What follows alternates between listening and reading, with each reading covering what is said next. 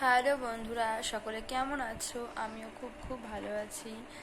তোমরা কি করছো? এখন বাজে 12টা 10। আমার সব কিছু হয়ে গেছে, আমি তাও 30 মিনিট আগে দিয়ে শুয়ে আছি।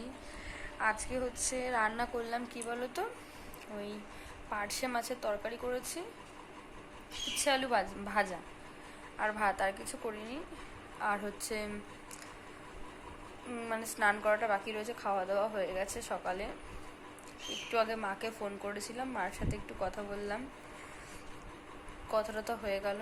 কী বলতো, দুপুর তো গরমকাল না, গরম পড়ে যাচ্ছে তো, এখন খালি ঘুম পেয়ে যায়।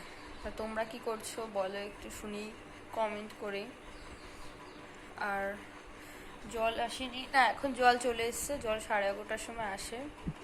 ওই জলে স্নান করি, ট্যাঙ্কের জলে করি না, কারণ প্রচণ্ড ঠান্ডা লাগে। আর শাওয়ারে করি না, শাওয়ারে করতে করতে আমার পুরো বুকে ঠান্ডা জমে গেছিলো একদম, এই জন্য করি না। তাই জল আসে টাটকা, ওই জল দিয়েই করি।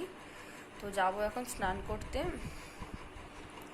কিছু জামা কাপড় ছিল, জামা কাপড়গুলো ধুয়ে দিয়ে গেছে, আমি জাস্ট মেলে দিয়ে এলাম গিয়ে একটু। না মেললে আবার, রোদে না দিলে আবার শুকাবে না, কখন দেবো, তাই দিয়ে চলে এলাম। দিয়ে আধ ঘন্টা আগে দিয়ে শুয়ে ঠুয়ে মার সাথে একটু গল্প টল্প করে নিলাম। এবারে যাব স্নান করতে। আজকে পুজো দেওয়ার নেই, কালকে সোমবার গেছে, আগামী সোমবারে পুজো দিলাম।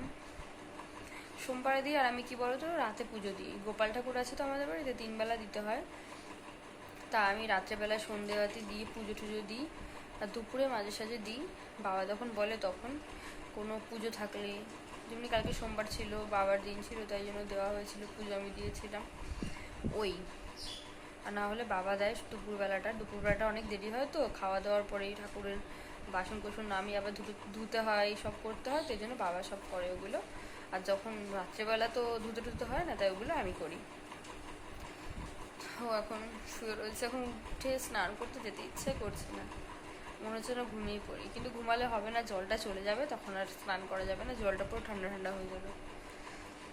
তো বন্ধুরা চলো, তোমাদের সাথে একটু কথা শেয়ার করলাম, করে ভালো লাগলো। অবশ্যই তোমরা ভিডিওটি ছাড়ার পরে অবশ্যই তোমরা দেখো আজকে আমি কি রান্না করেছি, সেটাও তোমাদের বললাম। সকাল থেকে কি করেছি, সকাল থেকে ঘুম থেকে উঠলাম, ব্রাশ ট্রাশ করে, তারপরে হচ্ছে ভাতটা বসালাম।